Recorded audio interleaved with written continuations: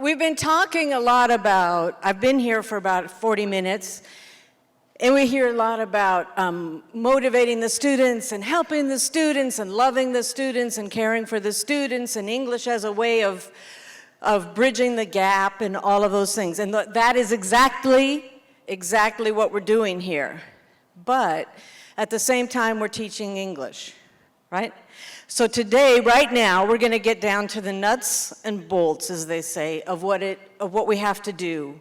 The loving and the caring and the helping in other areas we'll leave to other people, okay? But with me right now, we're going to talk about how to teach English, how to be a great teacher, okay?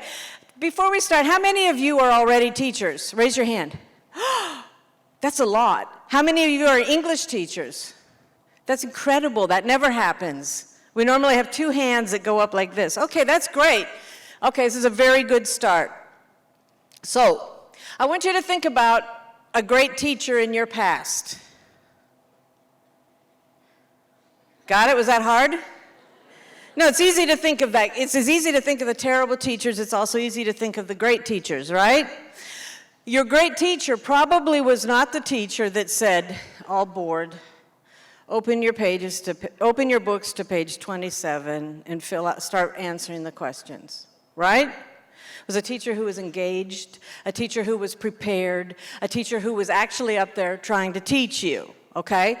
So this is a picture of my great teacher, one of them. I didn't have so many that I remember, but Mr.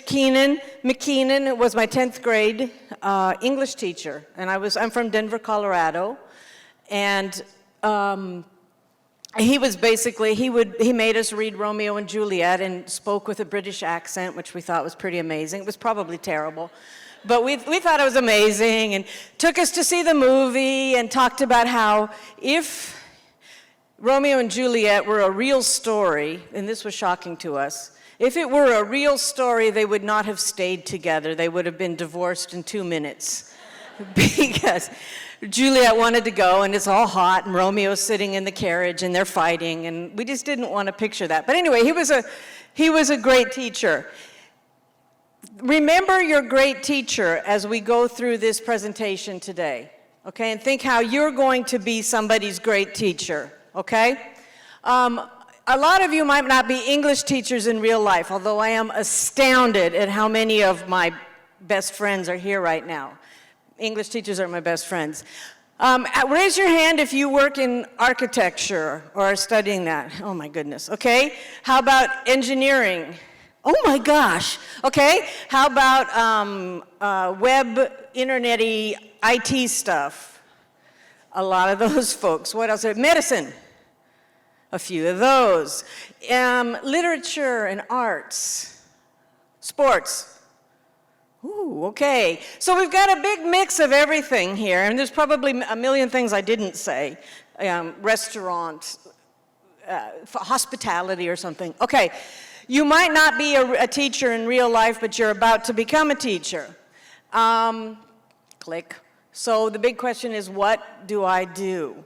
You're going to be in a classroom with a bunch of students looking at you, and you're going to go, what do I do? How many of you feel worried about that? A little bit? Yeah, okay. So this is me when I started teaching. I'm 58 years old right now, so this was about 35 years ago, okay? And I had a big, big worry when I started teaching before the first class, okay? What do you think my big worry was? Any idea? What would be a sensible thing to worry about? Huh? Speaking in public. That would be sensible. Anybody else got another idea? Yeah. That the students laughing at me, that would have been, they should have, okay? My big concern, and I didn't sleep at night because I was worried about this, was should I stand or should I sit? Okay? I was so inexperienced that I didn't know better about what I really should worry about. Okay, once you get in the classroom, if you stand or you sit is irrelevant. Who cares, right? But that was my concern when I was about 23, 24 years old and ready to start teaching. If you want to see how I teach now, my position for teaching, I'm a good teacher, and this is what I do. It is no strain on my athletic body. Okay,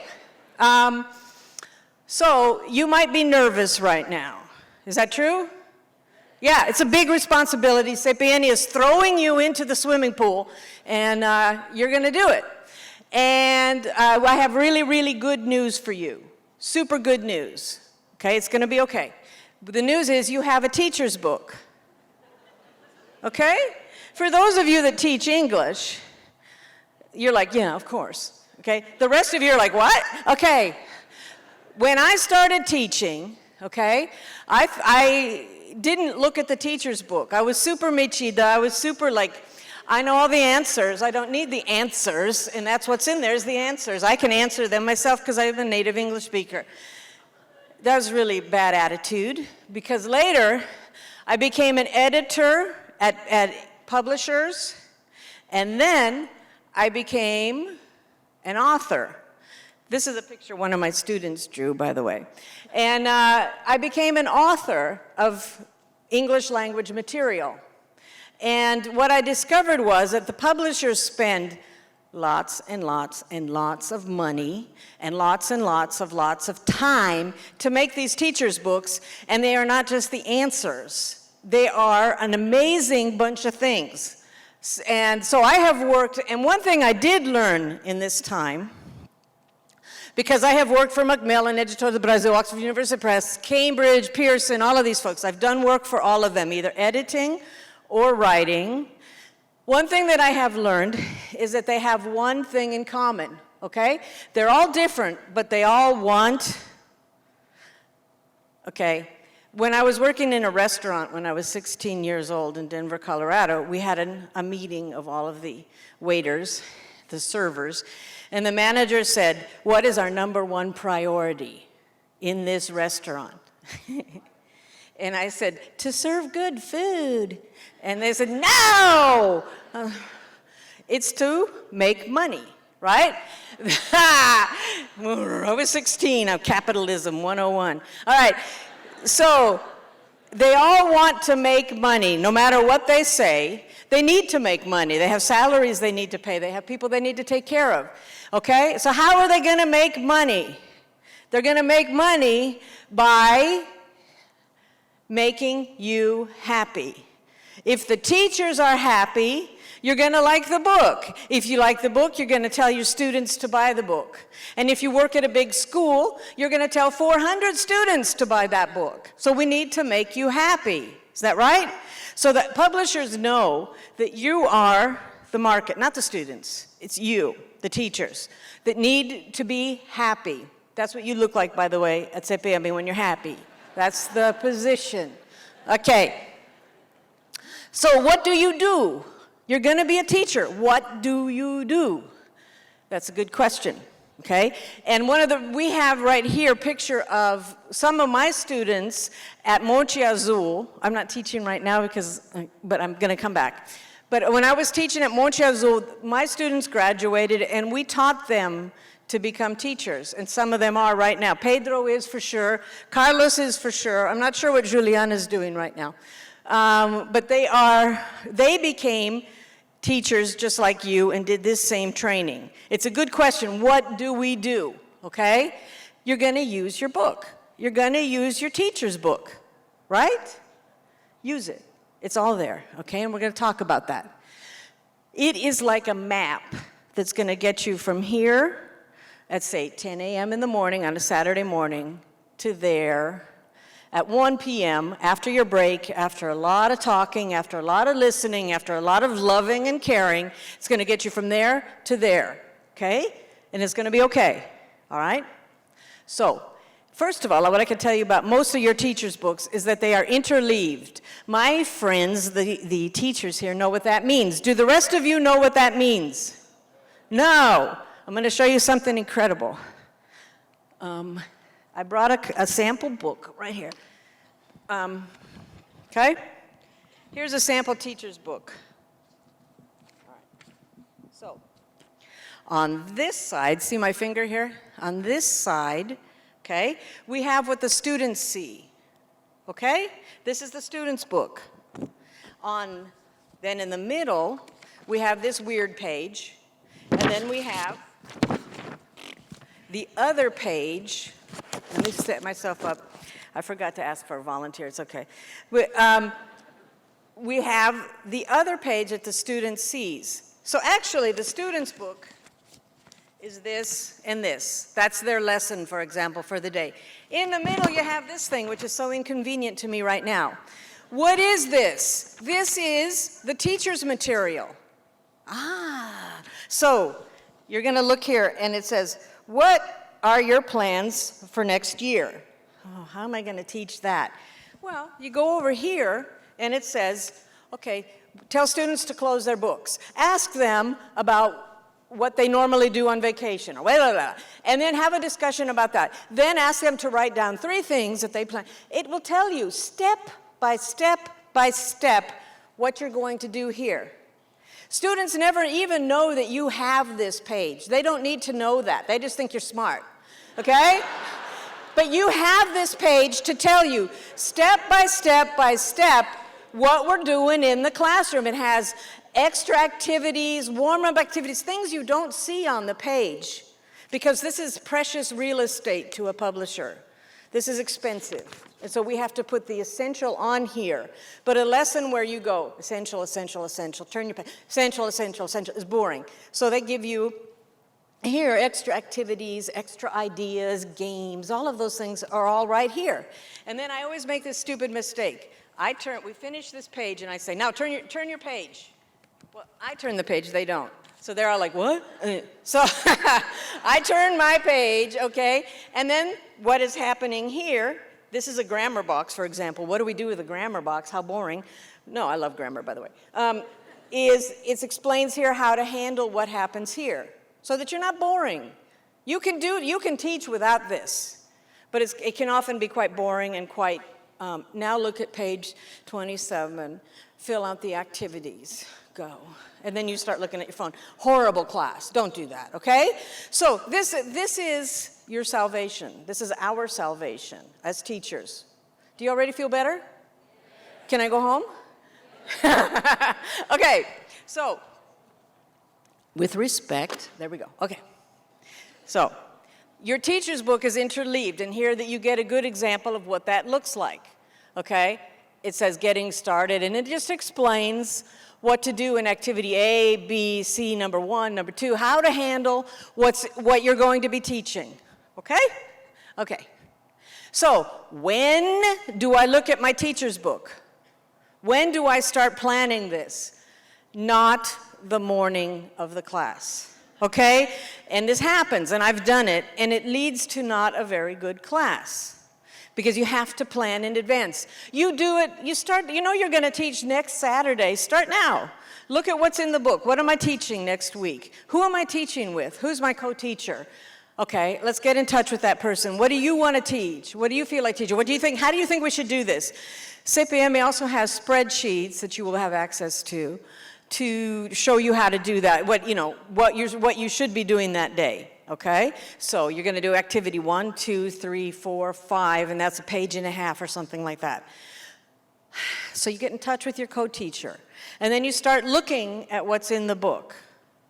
What does the book suggest? And if you're a brand new teacher, just follow the book, okay? Don't get fancy. Just follow the book and see what the book says to do, and try that once or twice. What you discover is that the book has probably more ideas than you need, and it also has ideas for the kinds of students you might not have, okay? For example, if you put me in a situation as a student, go pretend you're going to order a hamburger. Oh, no. I don't want to do role play. I hate role play. Don't make me do role play. So but it's good. It's a good activity. Anyway, it gives you ideas for all the kinds of students that you could have and ways to get around the student who really won't do role play. It will give you lots of good ideas, okay? But you got to start in advance, and you need to be in contact with your other teacher so that you're not both planning opposite things, or you share ideas. Oh, we could listen to a song. There's a song with this in it, and oh, good idea, and then we can do this. Okay, cool. But then, oh, we shouldn't do that because she always starts crying when we do that.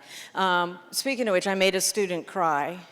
Did you see the movie, what's it called, Whiplash? Yeah, I was acting like that. Okay. I get like that, you know. Eu não consigo lembrar. I'm going to kill you. Okay. So anyway, don't be like that. Okay, anyway. So the teacher's book will give you a lesson-by-lesson guide to what to do in your class. So you can do, let's see if my little thing works here. There it is.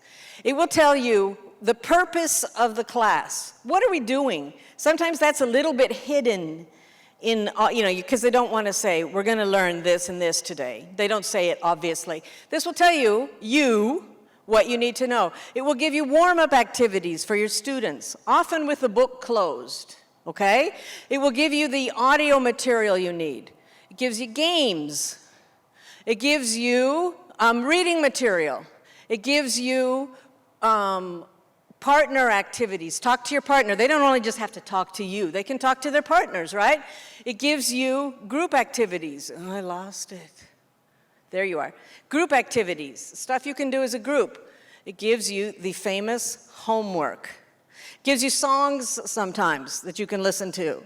It gives you online activities to do at home, and it gives you tests. You don't have to write your own tests. I did that for many years. It's horrible. Don't do it. It gives you the tests, okay? So you're going to use your book. Why?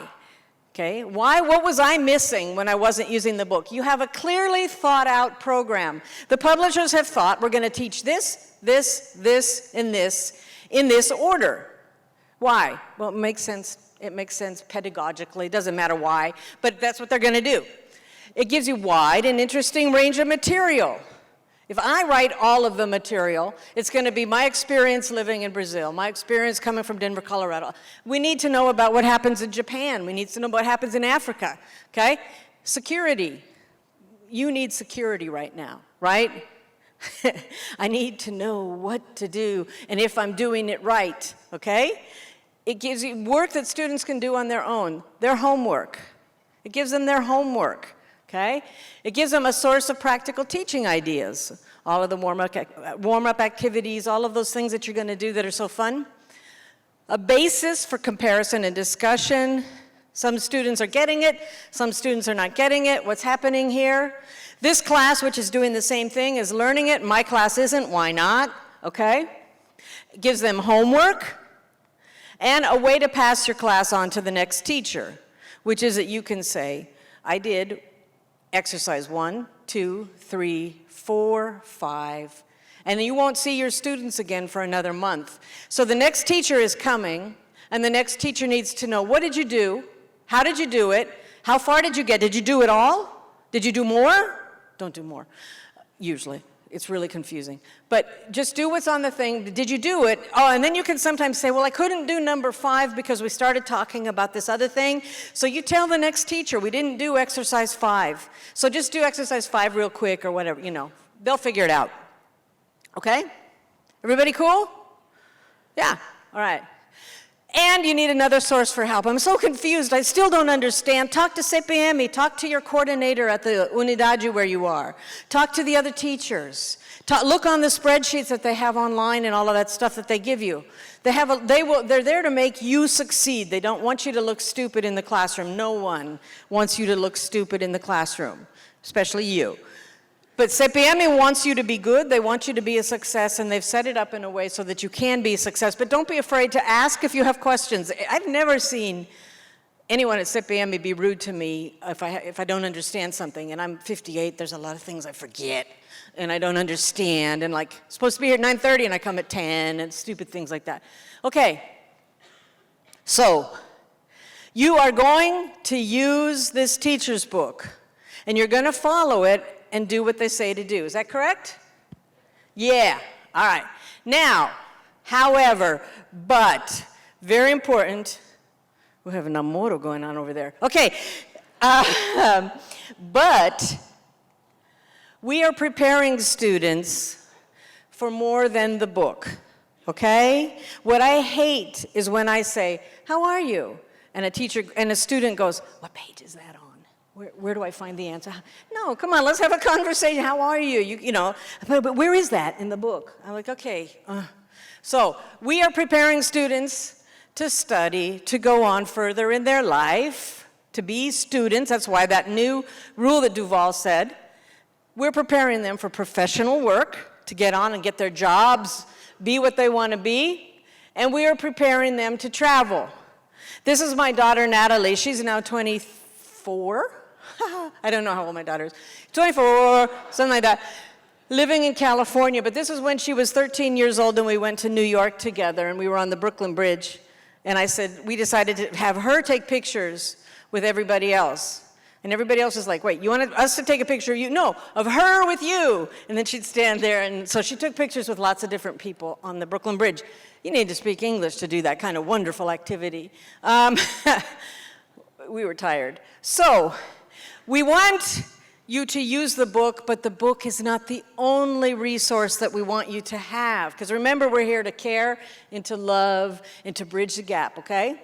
So at Cidadão Pró-Mundo, it is so awesome because you have the awesome number of 3, okay?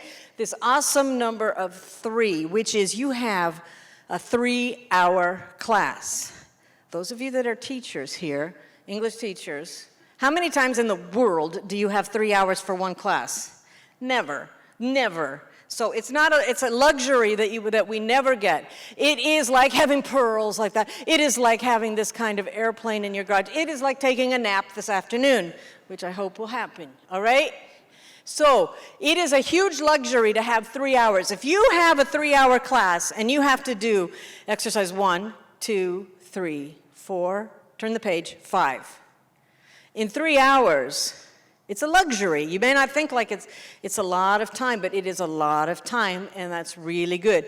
Your students don't want a 3-hour class. They will push you. I always get all excited. Let's go, let's go, let's go. And they want to take their stupid half-an-hour break. You have to take a break? Yeah, we have to take a break. So they take their 15 minutes. I say, you got 15 minutes, and I want you back here. I'm kind of mean. So they want to take their break, but you still have almost 3 hours, okay?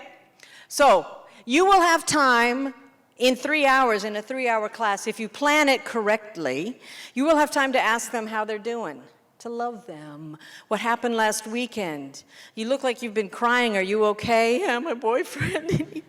Okay, so you get to hear about the boyfriend, and you get to hear about what happened last weekend, and about watching the World Cup, and about this, and we get to hear about a lot of interesting. You have time to talk to your students. You have time to play games when you have a 3-hour class, okay?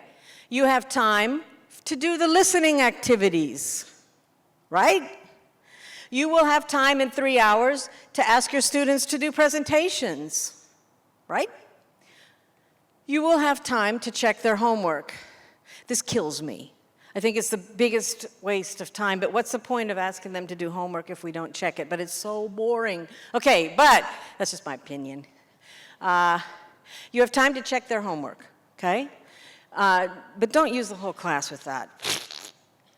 Oh, you have time to do plays, to do drama, to act out the role plays, to act out the dialogues in the book. Doesn't ever look like that. You have time to do some music. We have a lot of teenagers. Do some music. They like it. And you have time. You're going to go in a class, in a 3-hour class, from A to B. Most of the time, English classes look exactly like that, A to B. We're going to go from here to here. At CPM, it's a little bit like that. Okay? If you use your time correctly, it looks a little bit like that, and that's really, really much more fun. Okay? So that's another thing. You don't only have to go from A to B, you have time to do it. So if you screw up, or if you get yourself walking down a path with your students that is way off, it's interesting. It's good for them to talk and to talk about that. You can come back. You have time to come back to where you're supposed to be, so you do what you're supposed to do in that class. By the way, I've had classes where the teacher before me didn't do anything she was supposed to do. And that doesn't work because you've planned for this class and then you find out, oh, we didn't do that. So that's not good. It's fun. Teaching is fun if you are planned and prepared. It's really fun to teach if you are planned and prepared. If you do this, if you plan it a week in advance, okay? Now, we're just going to do very quickly a little bit of teaching theory so you know the basis of some things that you're going to see in your book. First of all, there's PPP in every book. What's PPP?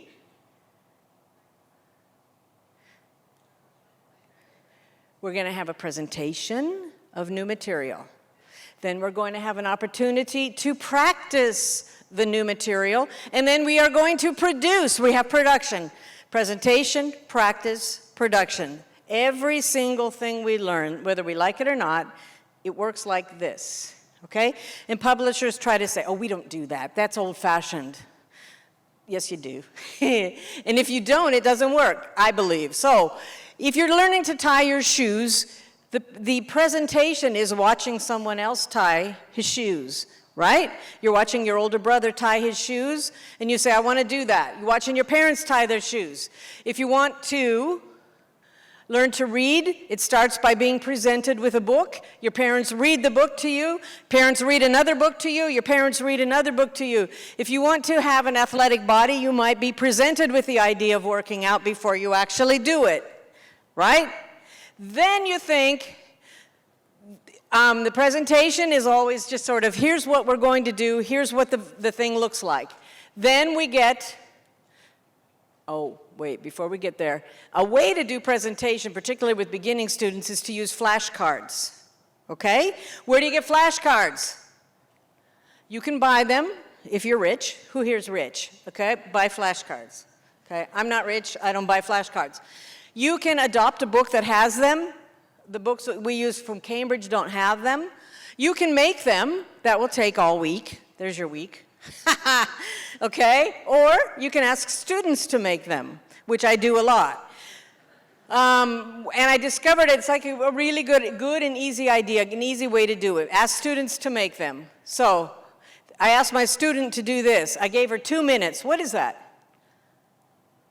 A lamp, right? Looks like a lamp. Not a great looking piece of art, but it's a lamp, right? What's that? It started off as a wardrobe. And then I said, but the actual vocabulary word was closet, so it's embutido, right? So I said, Evandro, you have to embutir that. So he made the walls around it. So a wardrobe became a closet, okay? Here's one that I made before my art class. This was one that I made. What is that? Do you know?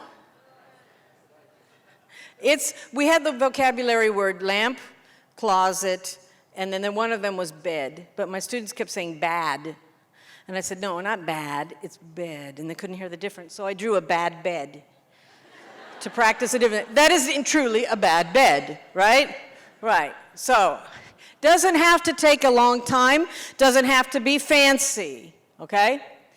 Let your teacher's book help with the presentation. The teacher's book will show you what to do to present. It doesn't say, we're going to do the presentation now, but it says, this is the way we're going to begin to talk about this subject, weddings in Japan, so that we learn wedding vocabulary, we learn, and the grammar associated with it. We're going to present it in a way that sort of hides the fact that we're learning these things, okay?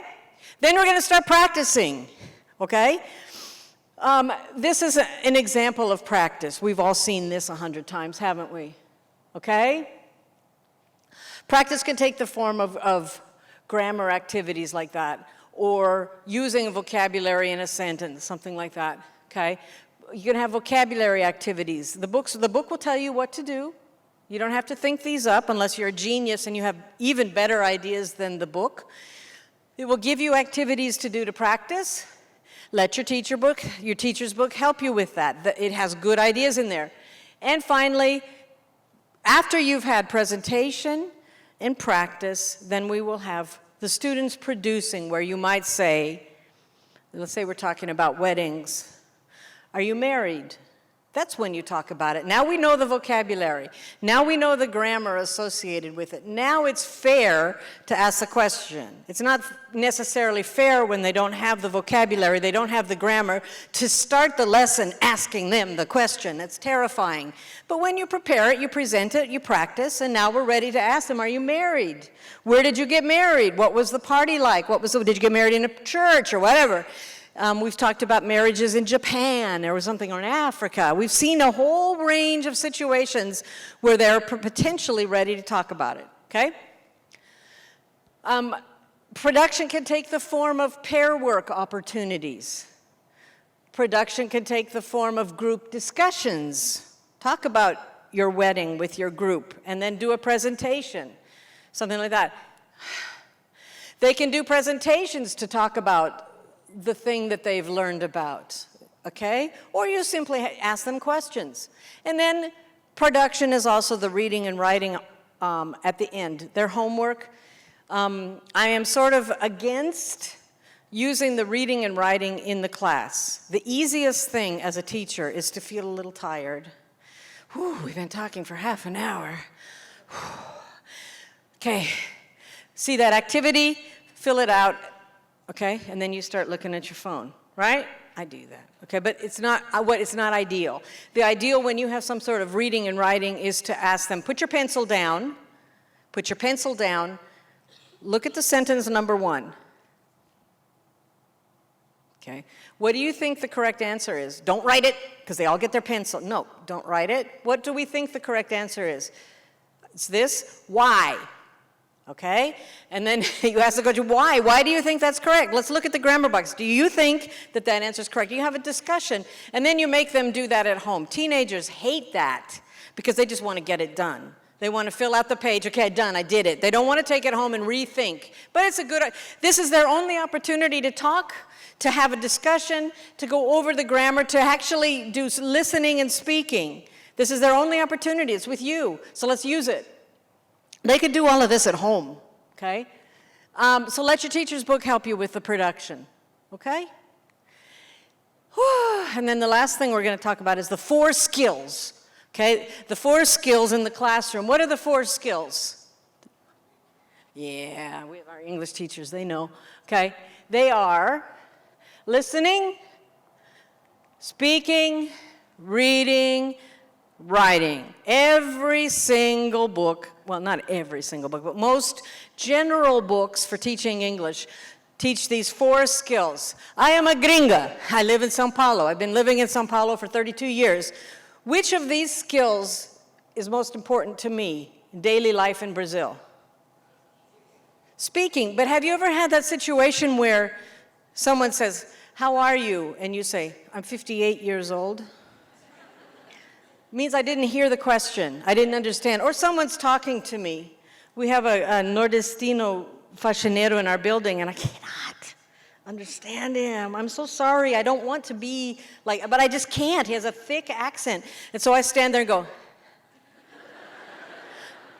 pois é, yeah. You know, so I don't understand. It's really embarrassing when you can't understand what you hear. So in Brazil, in my daily life, I need to understand what's happening. I need to say, Rádio CBN, I need to listen to what's on the radio, what's on TV, what the people around me are deciding to do, what party they want to go to that I don't, and all this kind of thing. So listening is the most important thing for me, and it's the most important thing for your students. They need to hear English. They need to, the number 1 skill they need, unless they're doing the inning, and that's their only thing, which is reading and writing, you're going to want them to be able to listen, so they can understand what they hear and give you intelligent answers, okay?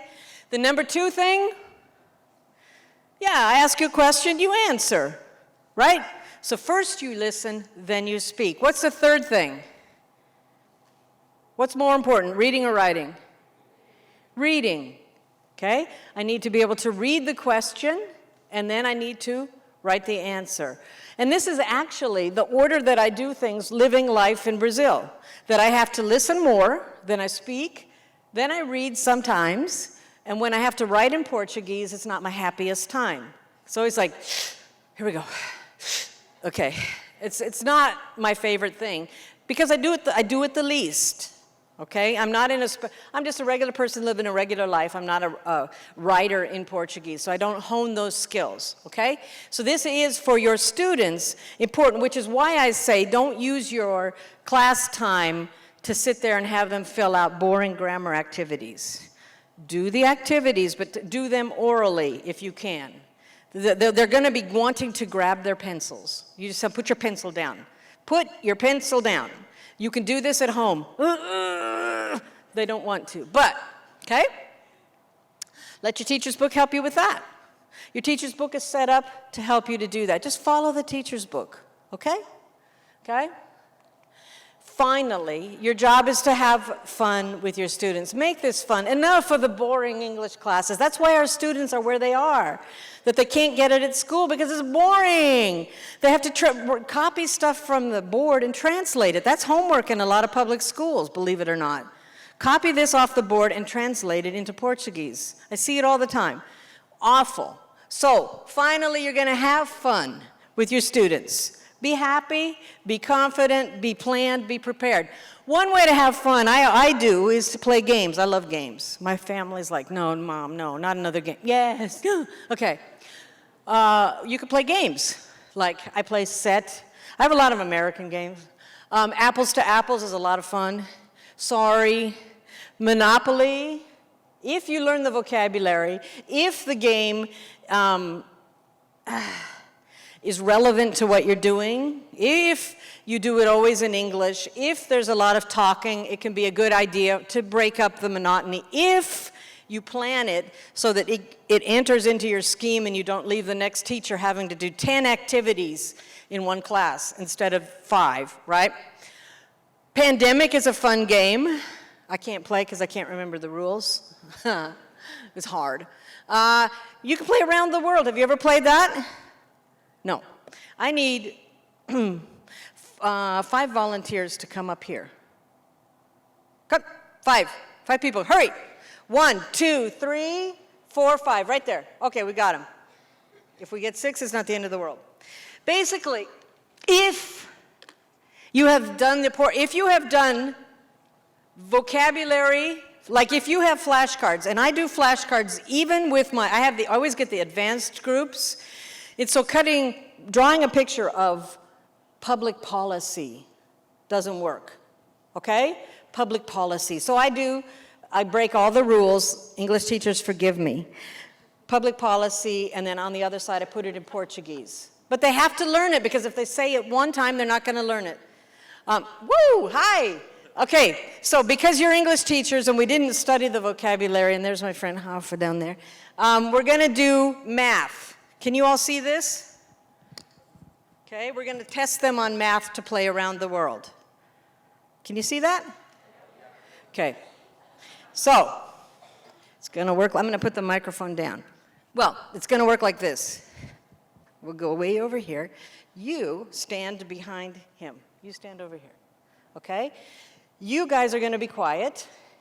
They're going to compete to see who can solve the math problem first. Or in our case, it would be say the vocabulary word first. That person, the person who wins of these two, will go behind here, and then these 2 people will compete. And the person is going to try to travel down the line and not get knocked out. Normally, they're sitting in chairs. Okay, so you ready? Oh, wait, no, go here. Sorry, you're gonna have to see my butt. I'm sorry. We'll do this. You don't have to see my butt. Okay.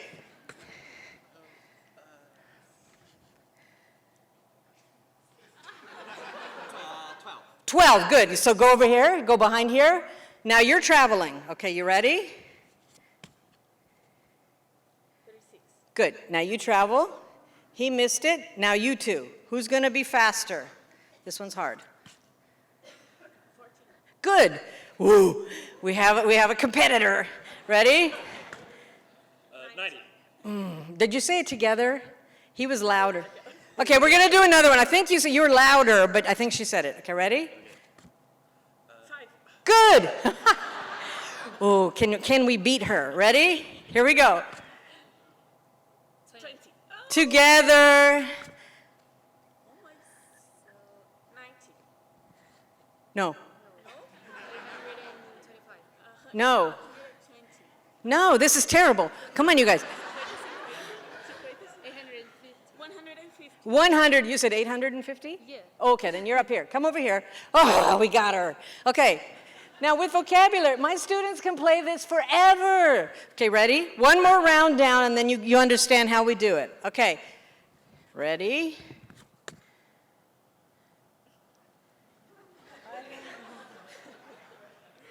I need a paper pencil. You English teachers, you're the worst. Come on, let's go. Where's the engineers? You're an engineer, then come on. You don't need a calculator. Come on, let's go. What is it? This is terrible. I'm shocked. Help them. Terrible. Here we go. Ready? I love you, though. Okay, here we go.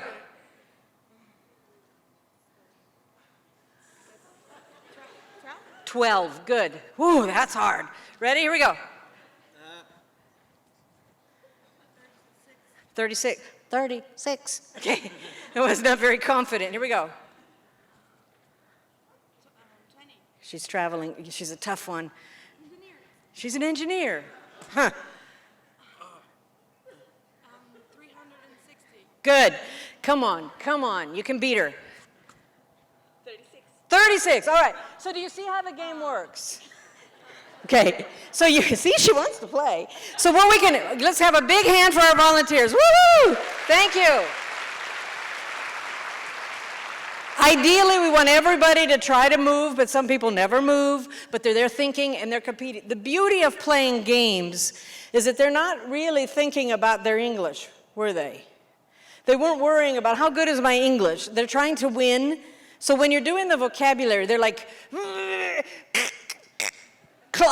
close it. No, it's a closet, but that's okay. But they're trying, they don't care about their pronunciation, they're competing. They're out of their normal, oh, I don't follow by English. They're out of that because they want to win, right? Okay, that's part one. We could play another game. We're going to play another game together here. So if you have, and then you can get vocabulary cards from last week, the week before. Other teachers don't always keep good vocabulary cards, but you go back. If you play a kind of game like this, they're forced to see even things like public policy over and over, you know, until they really learn it, okay? You could play 20 questions. Does anybody here know how to play 20 questions? Okay, I'm going to think of somebody famous. This is great for beginners. Why? Because they have to ask questions, and Brazilians hate asking questions in English because it's not the same, right? You have to change or put a do and all that. I'm going to think of somebody famous, and then you're going to have 20 questions to discover who it is, and I can only say yes or no. Okay, so don't, and then if you say the name of the person, like, is it Michael Jackson? And it's not Michael Jackson, pedophile, you lose 2 questions. So you be careful before you say that, okay? Okay, so I'm going to think of someone famous, and I have it. Let's go. Got a question? Huh? Is it a woman? Okay, and your students are going to go, it's a woman. No, make a question. Is it a woman? Yes, it's a woman. Is she Brazilian? They're going to want to say, she is Brazilian. No. Is she Brazilian? No. Is she alive? Yes. Is she a singer? No. Is she American? Yes. So we have a live American woman. Is she a politician? No. Is she famous? She has to be famous or we couldn't be here. My mother, no. She's famous. Okay, that doesn't count because she has to be famous. That's not fair. Okay? Huh? Is she a presenter? No. Is she an actress? No. Ooh, we're at 8. Is she what? Black? Yeah, she's black. Black American live woman. Ooh, we're at 9. You have 11 more. Is she what? Is she the richest American woman? No. I am. No, okay, just kidding. All right, you did 10 questions right there. Okay, here we go. Number 11. Is she married to a famous politician? No, not her. Okay? Oh, no. I love her. I was thinking of the other her, the current her. Okay, 11, 12. Is she a singer? She's not a singer. You can, in this situation, have a secretary, like writing the correct and incorrect. Like, yes, American. Yes, whatever, black. Okay, so they don't get confused. So we're at 12, right? Does she have a TV show? No. Does she do sports? Yes. Is she a tennis player? Yes. Oh, now there's a lot of those. There's a lot of black tennis players. Okay, the question comes, is she Serena Williams? If it's not Serena Williams, you lose 2 points. Do you want to ask a security question first? Are her initials SW? Do you want to ask that? What's young?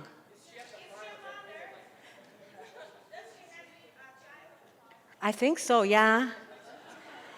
Okay, do you want to say the name? I don't know. Gee, how would I know?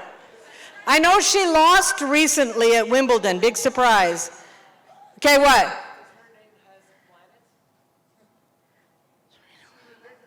No, her name does not have a planet in it. So we're at like 19 now. Who is it? Serena Williams. All right, you got it. All right. Okay, the beauty of the game is not so much like, oh, we played a game, or we spent 5 minutes doing that. You were asking questions without fear, without, oh, my English isn't good enough to ask a question. Who cares? Who cares if your English is good enough? You asked a question. You spoke up, we're competing, we're trying to get it, we're forgetting that we're in English class. It's good game. Further, it's good grammar, because they have to ask questions, okay? All right. Here's one. Grandma is a strange one. Have you ever played this game? You've played a version of this game, all right? Basically, I'm going to think of a category, and you have to figure out the category. She likes this. My grandma likes this, but she doesn't like that. Okay, and then you have to ask, does she like, to discover what I'm thinking about, okay? Okay, let's see. My grandma likes sandwiches, but she doesn't like bread. Does she like cheese? No. No, she doesn't like Mexican food. My grandma likes, let me think. My grandma likes salad, but she doesn't like fruit. She likes sausage, yes. Does she like what? Foods that start with S. That was fast. Yes. So she likes foods that start with S, for example. We could do another one. My grandma likes chickens, but she doesn't like horses. Got a question? Huh? Does she like ducks? Yes. Does she like birds? She likes birds. She also likes humans, but she doesn't like dogs. Does she like biped? You guys are so smart. Yes, things with 2 legs, okay? So this is, again, you're getting out of your world of I'm afraid to speak English in a group, and you're competing, but you're also asking interesting questions, which is something like Brazilian students hate this does business. My students hate this because they always want to go, she likes ducks? No, that's horrible English. Does she like ducks? I will accept the question when we get some good grammar. Does she like ducks? Okay? So she likes baseball, but she doesn't like soccer. Could be things with a B. She likes things with 2 legs. Things with 3 syllables. That's very hard. Bananas. She doesn't like grapes. Things at McDonald's. Hamburgers, but not hot dogs. Clowns, but not, what does the other people have?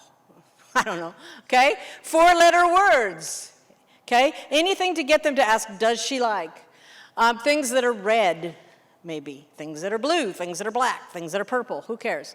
Okay? Maybe your grandma isn't born. You're gonna talk about not your grandma, but your future baby. If you're doing future tenses, will she like? Will my future grandchild, because I won't have more babies, will your future grandchild like this thing? Okay? So you can mess with the grammar a little bit, with the situation a little bit. Maybe she died. Did she like? Did your grandmother died? I'm so sorry. Did she like to practice the past tense? Okay? Maybe she is not here right now. If she were here, would she like? Okay? So you could manipulate this game just a little bit. Finally, coffee pot, which is for the more advanced groups. Have you ever played coffee pot? No? Okay. Coffee pot is going to substitute a verb. I'm thinking of a verb. Or a verb combination, maybe. Okay? All right. And so, to coffee pot, you have to ask me questions to find out what the verb I'm thinking of is. Okay? Like, are you coffee potting right now? Okay? Did you coffee pot this morning? Okay? Who's got a question? Because I thought of something. Do I usually coffee pot? Yes, once a week. I coffee pot, one time a week. Yes, I like coffee potting a lot. No, I don't. You can coffee pot outside, but I don't in this case. Okay, let's just, specific situation. No. I could, I don't. Don't go there, because stop now. Stop it. Okay, anybody? Is someone coffee potting here? Am I coffee potting right now? Definitely not. That'd be weird. Yeah. No, I can coffee pot by myself. No, I don't need water to coffee pot. Yes, sir. No, I did not coffee pot today. I'm supposed to say yes or no, but I'll tell you, the last time I coffee potted was last night. Gosh, that's a good one. Okay, then what? Huh? In a classroom, never. Again, I mean, I could, but that'd be so odd. I could, no. In this specific thing that we're talking about, in my case, yes, I coffee pot at night. In the evening, not at night, in the evening. Some people do, but it's considered a little weird. It's a little weird. Some people do. I just read about a friend on Facebook who loves to coffee pot in the morning. And do I get drunk when I coffee pot? Not drunk, but I get a little bit because of the other thing that I do. That's mysterious. Okay, well, come on, let's go. See, you guys don't care about your English. You're trying to figure this out, so you're just speaking, and that's good. Yeah. No, I don't. I don't. People can, but I don't. Do I have to pay or spend money to coffee pot? Yes. Dang it.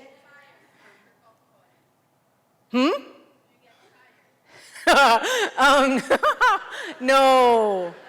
No, I get a little drunk, but that's not part of the coffee pot. It's coincidental. Do I need to stand up to coffee pot?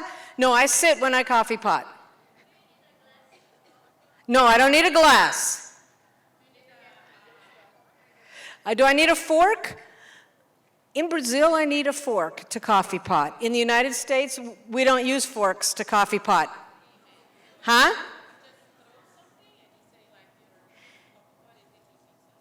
Do you want to guess? It ends if you guess what it is. Are you ready to guess? What do we have? We have that I like to sit, that I could get a little drunk. I did it last night. I need a fork in Brazil, but not in the States. What do you think it is?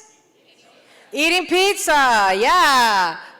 On Friday night, we have pizza and caipirinha, me and my husband, and it's so great. I look forward to it all week. It's really weird. I think mostly because it's my husband and my chance to really, we get down to business, and the dog is sick, and we talk about his brother and all that stuff. Anyway, okay. That's what it was last night, his brother's finances. But it's interesting and fun, and we catch up, and we love each other more, right? All right, so we're almost finished. What do? You're going to use your teacher's book, right? Remember that? Years ago, we talked about that. You're going to use your teacher's book. You're going to plan. You're going to get ready in advance, and you're going to have fun, all right? Love you and you're going to love your students like I love you very, very much, okay? Thank you. And we're done.